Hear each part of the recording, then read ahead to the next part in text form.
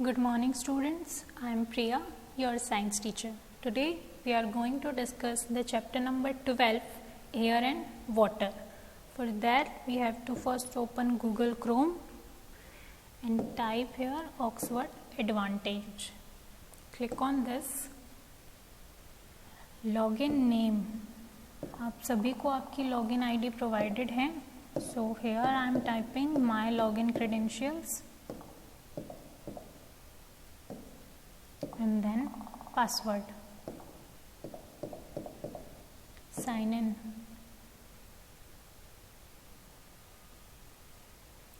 From here we have to choose class 3rd and the subject science. Here are some option. Lesson plan जिसमें आपके chapter parts में divided होते हैं so that you can understand the chapter better. Learning resources जिसमें आपके chapter की better understanding के लिए एक्टिविटीज़, एनिमेशन, वीडियो प्रोवाइडेड होते हैं. क्वेश्चन बैंक जिसमें आपके हर टाइप के क्वेश्चन प्रेजेंट होते हैं. May be it is MCQ, filling the blanks, match the following, short answer question. Test जब चैप्टर कंप्लीट हो जाता है तो आप इस ऑप्शन से टेस्ट परफॉर्म करते हैं. And the last one is my book. इसमें आपकी बुक होती है. तो आज हमें चैप्टर रीड करना है so we will go with my book.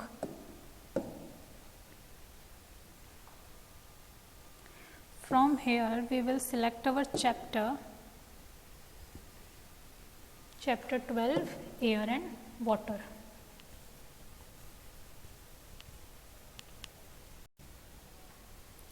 Air and water. In the Let's Go section, Rahil's mother washed clothes and hung them in a clothesline on a sunny day. After some time, she asked Rahil to bring back the clothes. Rahil observed that all the clothes were dry. He wondered, where did the water from the clothes vanish? Rahil की mother ने कपड़े धो के कपड़े सुखाने के लिए रख दिया ऑन अ सनी डे. कुछ देर के बाद उन्होंने राहिल से कहा कि वो क्लोथ्स को वापस ले आए, उतार लाए. तो राहिल ने ये चीज़ ऑब्जर्व की कि जो क्लोथ्स हैं दे वर ड्राई, वो सूख गए थे. उसने सोचा कि जो क्लोथ्स में वाटर था वो कहाँ गायब हो गया. इस चीज़ का आंसर हम इस चैप्टर में लेंगे. ओके. जो वाटर था वो सन की हीट की वजह से इवेपोरेट हो गया, वैनिश हो गया and the clothes were dry. The big idea, air and water are important for all living things. Air और वाटर जो है वो सभी लिविंग थिंग्स के लिए इम्पॉर्टेंट हैं. थिंग्स टू लर्न इस चैप्टर में हमारे क्या टॉपिक्स होंगे. Air and its uses, different forms of water and water cycle. Air and its uses.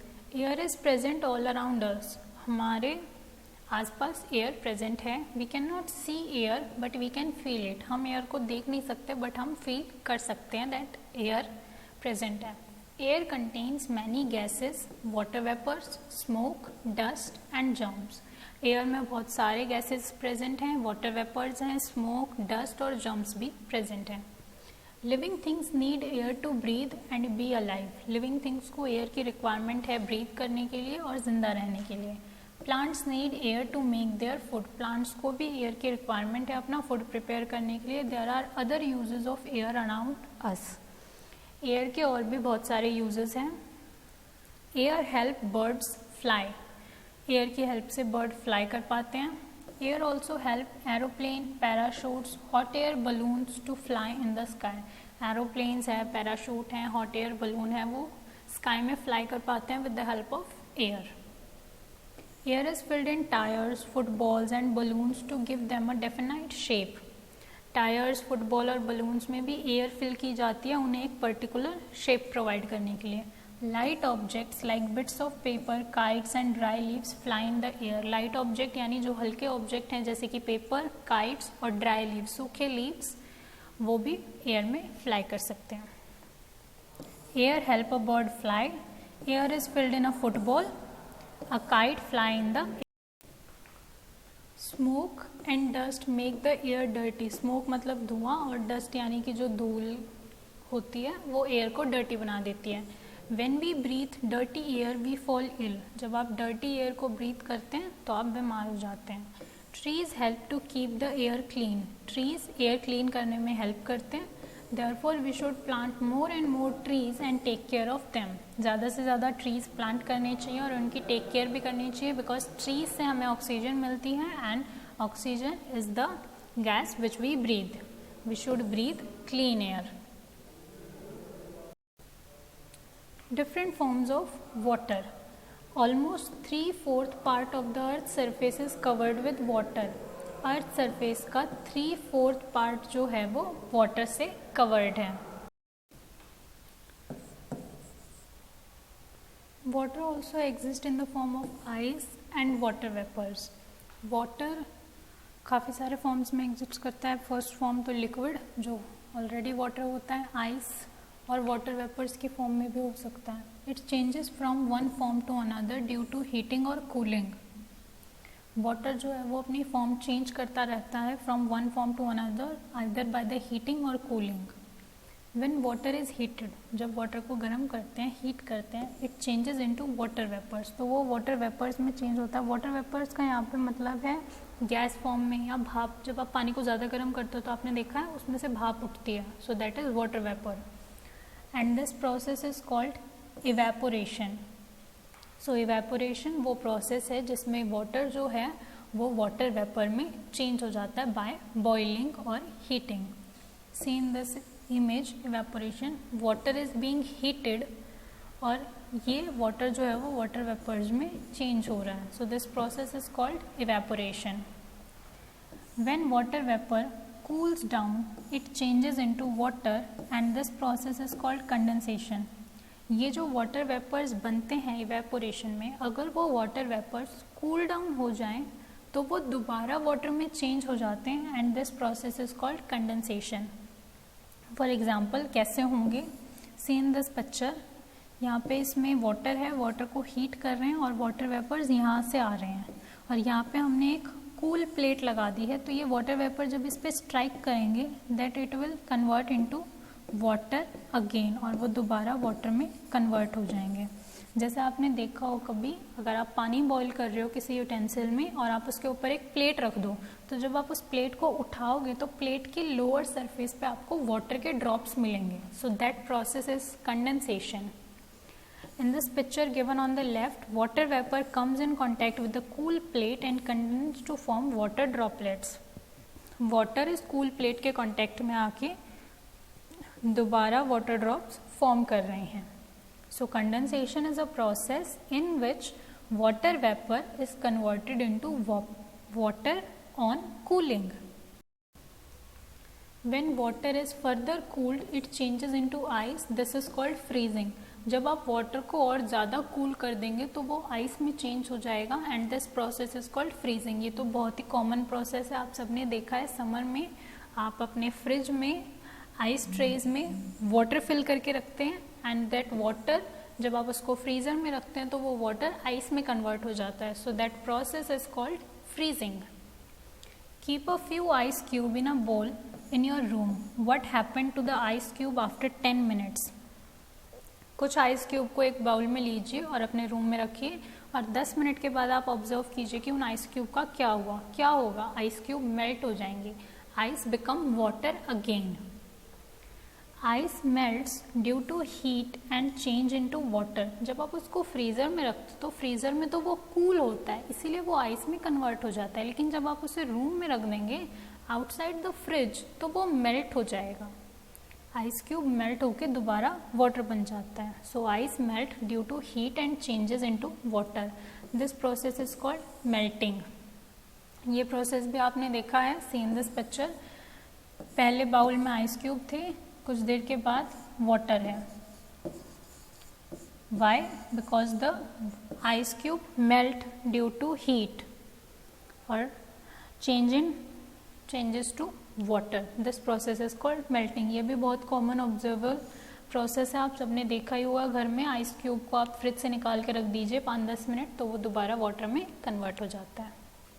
We know that there are different forms of water. In nature water continuously keep changing its form. ये तो हो गया कि हमारे process, अगर हम water को heat करेंगे तो वो वाटर वेपर में कन्वर्ट होगा, इवेपोरेशन होगा, मेल्टिंग, फ्रीजिंग, ये ह्यूमन एक्टिविटीज से प्रोसेस है। बट नेचर में भी वाटर अपनी फॉर्म कंटिन्यूसली चेंज करता रहता है from one form to another. कैसे, वो हम नेक्स्ट टॉपिक में देखते हैं। Water cycle. Water cycle is a natural process in which water continuously changes its form. Water cycle वो नेचुरल प्रोसेस है जो नेचर में होता है, जिसमें वाटर अपनी फॉर्म को कंटिन्यूसली चेंज करता रहता है। It occur due to cooling and heating of water. और कैसे चेंज होती हैं ये फॉर्म्स? ड्यू टू कूलिंग और heating of the water. Where does the rain water come from? Rain water कहाँ से आता है? रेन वाटर, इस वाटर साइकिल में आपको अच्छे से क्लैरिफाई हो जाएगा कि रेन कहाँ से होता है, कैसे होता है और क्यों होता है। The sun heat up the water present in the water body such as ocean, river, lakes and ponds. Sun water को हीट करता है, और वाटर कहाँ है? वाटर बॉडीज में। कौन सी वाटर बॉडीज? जैसे कि ओशन में, रिवर में, लेक्स में, पॉन्ड्स में। कोई भी वाटर बॉडी में अगर वाटर प्रेजेंट है तो सन की हीट की वजह से वाटर हीट अप होगा। Water start evaporating and forms water vapour.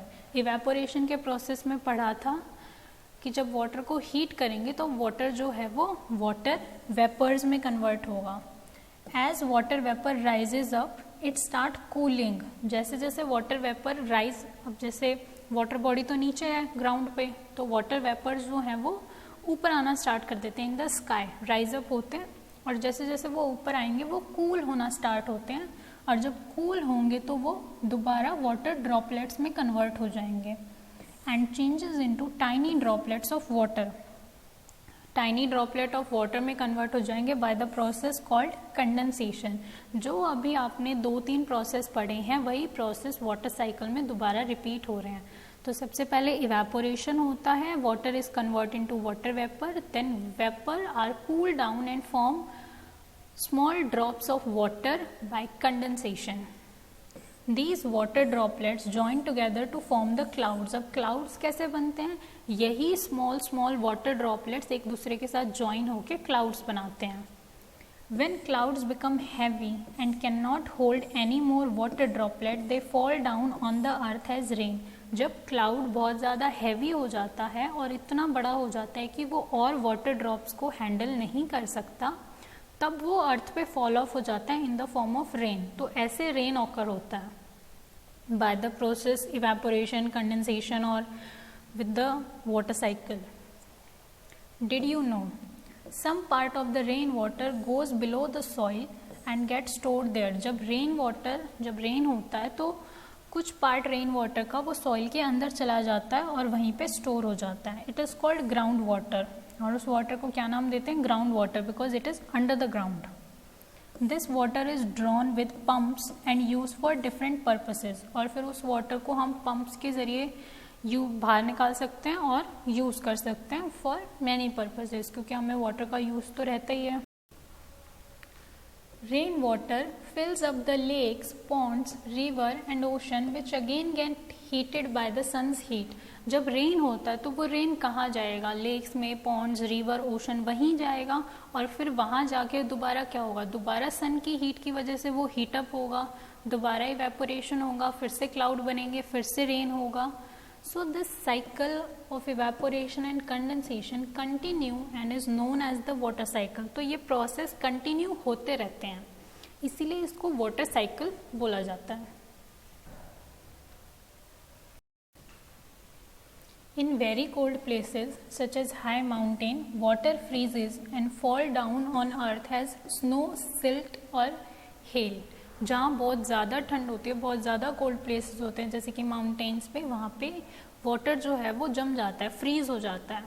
तो जब भी क्लाउड से वो अर्थ पे कैसे फॉल ऑफ होगा? इन the form of snow, slit का मतलब होता है रेन और स्नो दोनों का एक साथ फॉल ऑफ होना, और हेल का मतलब होता है स्नो की स्मॉल बॉल्स जो फॉल ऑफ होती हैं, जैसे स्नोफॉल बोलते हैं वो।